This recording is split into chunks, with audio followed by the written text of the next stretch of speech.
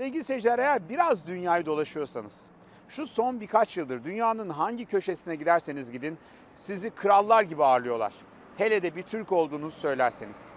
Nedeni diplomasideki başarılar olmasa da, futboldaki başarılar olmasa da televizyon dünyasında Türk dizilerinin yaptığı başarılar. Tarih yazıyoruz. İster Güney Amerika'ya gidin, ister Balkanlara, ister Asya'ya, Orta Asya'ya, Arap dünyasına. Her yerde karşınıza daha önce zevkle seyrettiğiniz dizilerin farklı dillerdeki versiyonları çıkıyor. Türk dizilerinin böylesine etkin olması bazılarını da rahatsız etmişe benziyor. Suudi Arabistan ve Mısır ortak bir anlaşmayla Türk dizilerini yayınlamayı yasakladılar. Numan Kurtuluş da haklı olarak böyle siz kimin ne seyredeceğine 3-5 politikacı oturup karar veremez tepkisini verdi. Peki şu andası gerçek tabloyu biliyor musunuz? Türk dizileri nasıl oluyor da dünyaya bu kadar egemen hale geldi? Soft power diyorlar, yani yumuşak güç. Türkiye'nin bu yumuşak gücü nasıl oldu da dünyaya yayıldı ve bu yaygınlığı kimler yaptı? Gelin isterseniz dosyamızda yakından bakalım.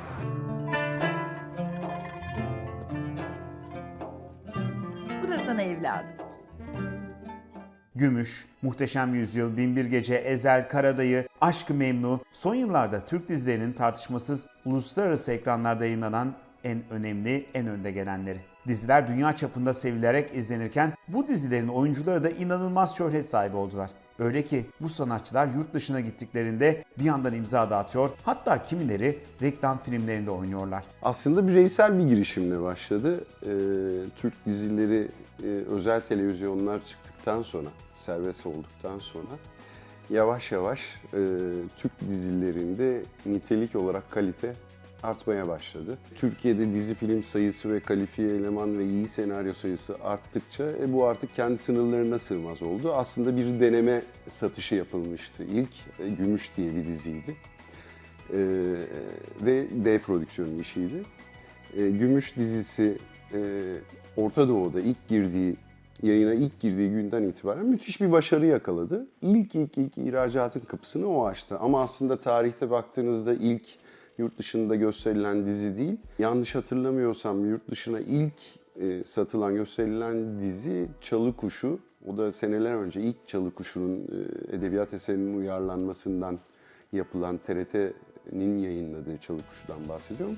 O Rusya'da daha önce gösterilmiş ve Rusya'da da büyük etki yaratmış aslında. Şüphesiz en çok yayınlanan dizilerin başını Muhteşem Yüzyıl çekiyor. Bu dizi 2011-2014'te tam 4 sene boyunca Türkiye'de izlenme rekorları kırdıktan sonra 70 ayrı ülkeye ve 500 milyondan fazla izleyiciye ulaştı. Hünkârımız Sultan Selim Han Hazretleri 22 Eylül gecesi yatsı namazını müteakip Çorlu ordugahında, otağında hak yoluna yürümüş, Yüce Rabbin cennetine avdet eylemiştir. Binbir Gece Avrupa'dan sonra Güney Amerika'yı fethetti. Gümüş dizisi Kıvanç Tatlıtuğ ve Songül Öden'i Orta Doğu'da yıldız haline getirdi. Bergüzar Korel ve Kenan İmirzalıoğlu Karadayı dizisiyle drama ödüllerinde en iyi drama dizi ödülünü aldılar. Aşk-ı Memnu yayınlandığı dönem dizi sektöründe büyük başarıya imza atmıştı. Behlül ve Bihter'in hikayesi Avrupa ve Arap ülkelerinde şu anda destan yazıyor. Kim ne söylerse söylesin Adnan'ı sevdiğim için evlendim. Açıklama yapmana hiç gerek yok. Bu laflar özellikle Behlül'ün ağzından çıktığı için üzülmedim. İnsan ne yaşadıysa o kadar bilir. Seni az çok tanıdığım için söylüyorum.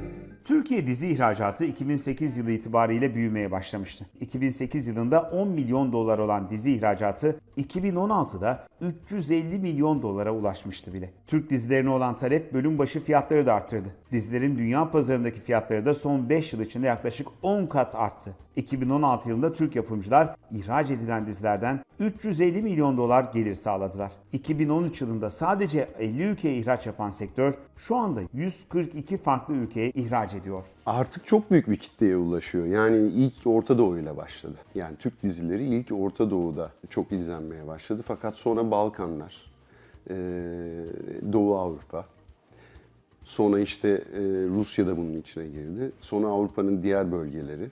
Yani Batı bölgesinde hala biraz az. Ama sonra asıl sürpriz Amerika kıtasından geldi. İşte Güney Amerika'da çok izlenmeye başlandı. Afrika kıtasında izleniyor. Bizim en son bıraktığımız noktada hani bizim aldığımız reyting neticeleri ve dünyada toplam olarak izlenme sayısına baktığımızda 650 milyon insanın üstünde sayıyla hani 650 milyon kişi ve belki birazcık üstünde Türk dizilerini izliyorlar dünyada. Gelin görün ki geçtiğimiz günlerde merkezi Dubai'de bulunan Suudi Kraliyet ailesinin üyeleri ve hissedarları arasında bulunduğu NBC grubu Türk dizilerinin 1 Mart itibarıyla yayından kaldıracağını açıkladı. Peki bunun sebebi neydi? Burcu dedim. Burcu! Bildiğimiz kadarıyla kararlar politik, siyasi kararlar. Baktığımızda bizi kısa vadede etkileyecek bir şey mi? Evet, etkileyecek. Yani bütçesel, ekonomik anlamda etkileyecek. Ama Türk dizileri artık sadece Orta Doğu'da izlenen bir dizi değil. Yani sadece oradan ibaret bir dizi değil. Türkiye dışında sadece Orta Doğu'da izleniyor değil. Şimdi devamında yeni kapılar açtık. Özellikle son 3 senedir Güney Amerika'da Türk dizilerine inanılmaz bir talep var. Aslında soap operalara yani işte bizim zamanda alıştığımız Brezilya, Arjantin dizilerinin hani menbaına dediğimiz yere artık biz Türk dizilerini veriyoruz ve Türk dizileri rağbet görüyor. Ama onun dışında dünyada gerçekten diğer kıtaların hepsinde Türk dizileri izleniyor.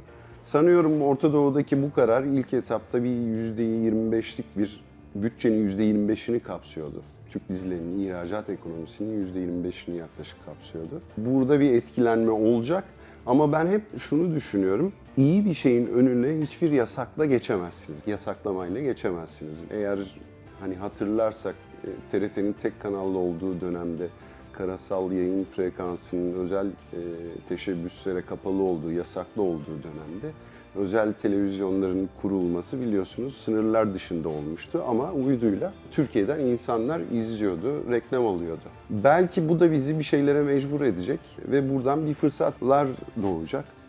Eğer o fırsatları görürsek bence bu sıkıntıları çok çabuk atlatırız diye düşünüyorum. Eğer tabii ki işte Suudi Arabistan'ın aldığı bu kararlarla ilgili bir değişim olursa hani bu sulhen çözülürse bizim hani ekonomik ve ticari açıdan çok güzel olur ama ben bunu yolun sonu olarak da görmüyorum.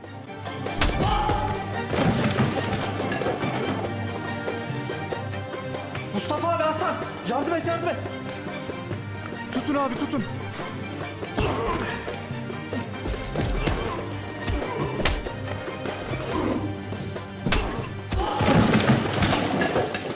Türk dizileri Türkiye'nin dünyaya yönelik son yıllardaki en büyük soft power'ı yani yumuşak gücü diyebiliriz. Nitekim bunun etkisini ve önemini ilk olarak yabancı ülkeler fark etmiş gözüküyor. Türkiye'de ise dizi sektörü her geçen gün artan sansürlere hatta yasaklamalara karşı ayakta kalma savaşı veriyor.